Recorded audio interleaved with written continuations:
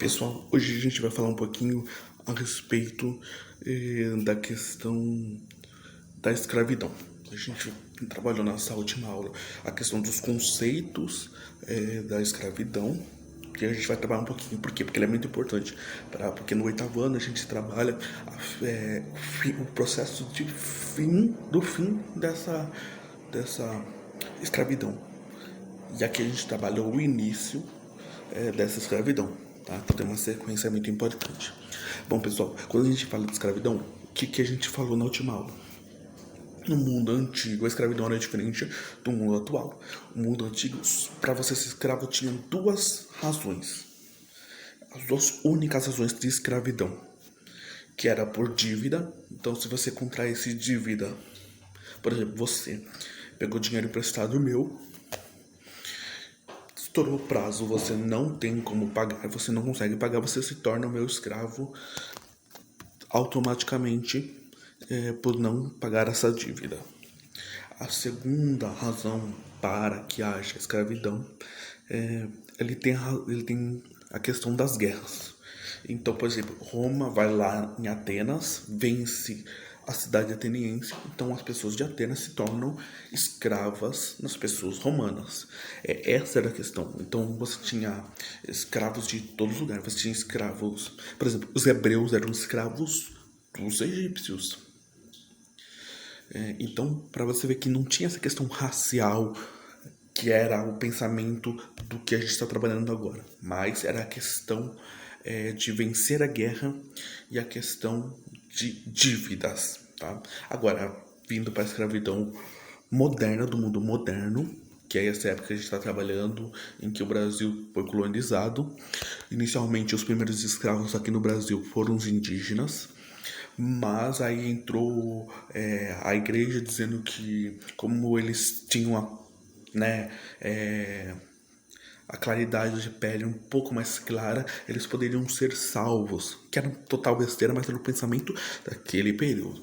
Então eles vão lá atrás dos africanos, né? Por total questão racial de se acharem soberanos, que estariam, alguns justificam até, a justificativa deles eram inúmeras, dentre as justificativas de que Deus colocou um peso nas costas do homem branco de lá e civilizar os negros da África. O pensamento daquele período.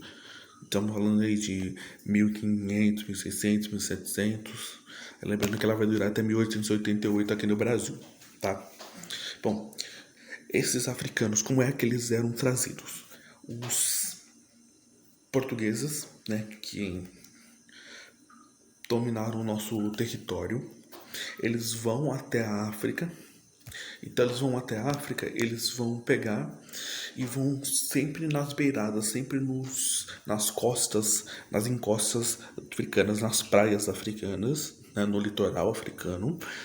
Por não conhecer o território lá dentro, ele faz acordo com algumas tribos africanas.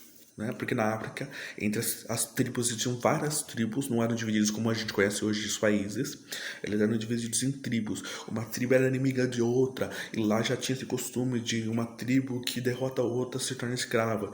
Então eles começaram a ajudar, dando armas, dando pólvoras, trazendo fumo, fazendo trocas, dando poder de fogo para eles. Em troca, eles invadiam uma tribo e vendiam, trocavam esses escravos por troca desses benefícios. E assim se deu, né? Então eles eram trazidos. Como eu falei para vocês, eram trazidos, mas cerca de 600 escravos eram trazidos num período que chamava de tráfico, porque chegou um determinado momento em que a Inglaterra não vai querer mais, não vai proibir a questão da escravidão, né? Se passasse alguém ali, eles aprenderiam, porque isso era proibido. Então nós tínhamos os traficantes de escravos que traziam ilegalmente esses escravos para o Brasil para serem vendidos como objetos. Né? Então eles eram colocados em embarcações, né? Eu tenho um livro aqui até para exemplificar o que eu estou falando para vocês. Nisso é muito importante dizer para vocês que como eu falei, eram tribos diferentes, tribos inimigas, línguas diferentes que eles falavam, e eles eram todos misturados, justamente para que eles não conseguissem tentar impedir que se comunicassem para tentar fazer uma revolta, tentar essa libertação. Então eram bem misturados para impedir essa comunicação entre eles. E como vocês podem ver nesse livro aqui, que dê para vocês verem aqui, aqui era o barco do tráfico, dos traficantes. Os africanos ficavam no porão, tá? Isso é bastante importante dizer para vocês. Os traficantes, eles ficam no porão, e eles eram colocados assim, ó, todos empilhados, 600 africanos. Durante essa viagem, pelas péssimas condições, 90 pelo menos morriam, cerca de 90 para mais, tá? Morriam durante essa viagem da travessia da África para o Brasil. Então eles eram colocados totalmente juntos, amarrados e nus, normalmente nus. Para a sua alimentação, o que vai acontecer durante a sua alimentação? Eles davam ali normalmente um pouquinho de comida durante o dia, o que também dificultava muito a sobrevivência de muitos. E a água era jogado neles. Tanto que no próprio livro aqui ele vai dizer que aqueles que conseguiam sobreviver, aqueles que conseguiam fazer uma amizade com alguém, que na disputa de água conseguiam dividir água entre eles, conseguiam beber um pouco mais de água, o que dá uma chance maior de vida. Então quando eles faziam uma amizade com alguém dentro dessas viagens para sobreviver, eles chamavam isso de malungo, que significa, traduzido para a nossa língua, companheiros de travessia, tá? Então era assim, vinham crianças, adultos, homens e mulheres, eram trazidos dessa maneira. Chegavam aqui, eles eram rebatizados com nomes católicos, né? E aí eles eram batizados, recebiam um sobrenome que mostrava de onde é que eles vinham. Eles eram trazidos e entregues na mão do cara que encomendou, que eram os vendedores de escravos. E aí chegavam os donos, aqueles que gostariam de comprar esses escravos, olhavam os dentes, olhavam os primeiros dos braços, dependendo do serviço que ele queria, e compravam esses escravos. Alguns poucos escravos trabalhavam para pessoas que viviam fora das fazendas, nas pequenas cidadezinhas formadas, pequenos vilarejos, e então eles eram escravos com uma condição um pouquinho melhor. Eles já tinham uma roupagem melhor e tal. Agora, quem ia para fazendas para trabalhar no café, na produção da cana-de-açúcar, no algodão, eles tinham um trabalho muito pesado. E lembrando que eles são tratados como objetos no momento que o senhor foi lá. O senhor, dono desse escravo, foi lá e comprou esse escravo, ele gastou um dinheiro. Então, ele vai cuidar para que aquele objeto, como ele o trata, infelizmente o tratamento era esse, eles ficavam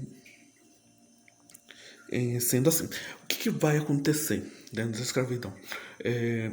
Então, esses escravos vão ser assim tratados, alguns vão tentar fuga e esses são capturados e castigados, não havia castigo por isso, mas claro, vão criar leis ali, vão criar regulamentos para que tenha um determinado número de chibatadas para levar, para que eles não morressem, porque também não era interessante para o senhor que aquele escravo morria. O senhor poderia vender o seu escravo para outra pessoa. Então realmente eram tratados como esses objetos, faziam com que eles abdicassem da sua cultura, da sua religião e seguissem a religião católica. Naquele momento, no governo de Portugal, sobre Portugal, o nosso país, por lei, a sua única religião aceita era a católica, porque tinha apoio da igreja, tudo que era muito importante, como a gente estudou ao longo do 7º ano, e a gente viu lá desde o feudalismo. A igreja dá um suporte. Então, garantia isso. Óbvio que muitos deles praticavam os seus rituais escondidos ou mascarados, para que eles pudessem usar sua, né, não abdicar totalmente da sua cultura. Mas era isso, esqueciam as famílias, eram separados. Então eram condições bem tristes, desde a sua captura, você colocado no navio, você trazido para cá, você começar a trabalhar dentro dessas situações. Né? Vamos ter alguns movimentos de resistência que a gente vai ver o ano que vem, alguns movimentos de resistência. Uma das formas deles resistirem, aqueles que conseguiam fugir, eles iam para os lugares mais afastados, mais difíceis de acesso, lugares mais pedregosos, com muitas pedras para escondê-los, que eles criam os chamados quilombos.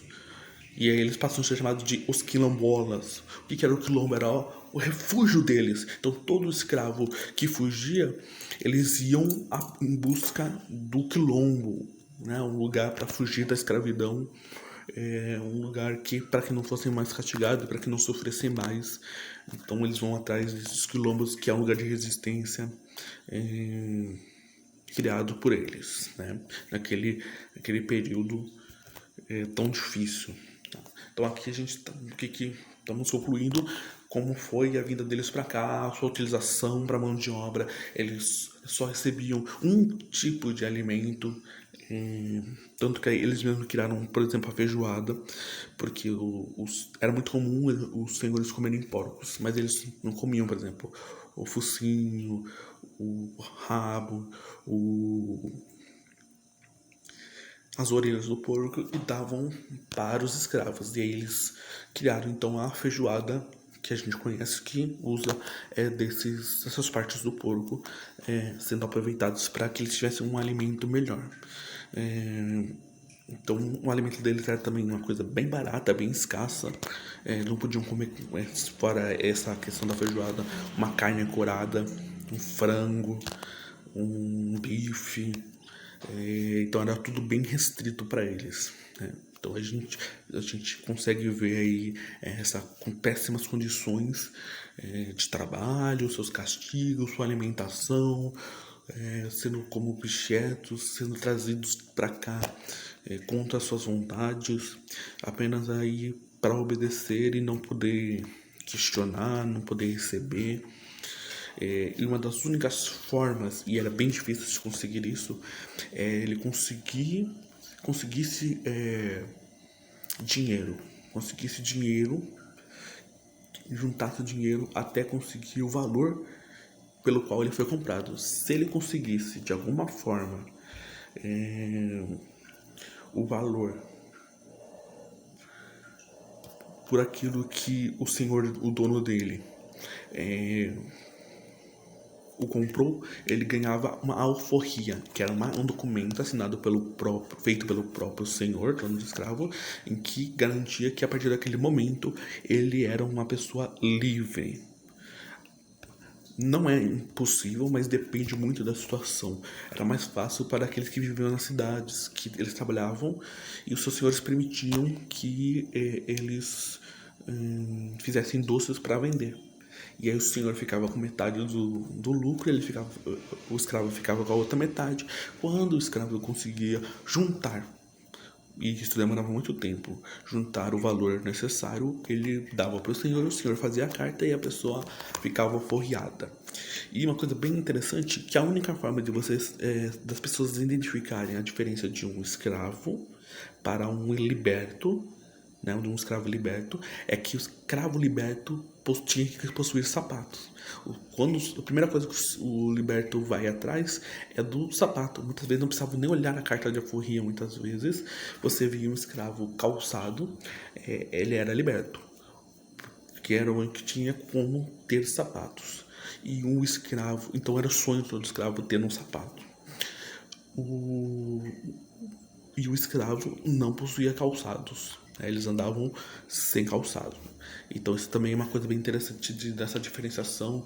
E graças a Deus isso vai mudando. E no 8º ano a gente vai ver essas mudanças, o que foi que mudou, o que foi trazido. Tudo bem? Espero que vocês tenham entendido a aula e a gente se vê na próxima.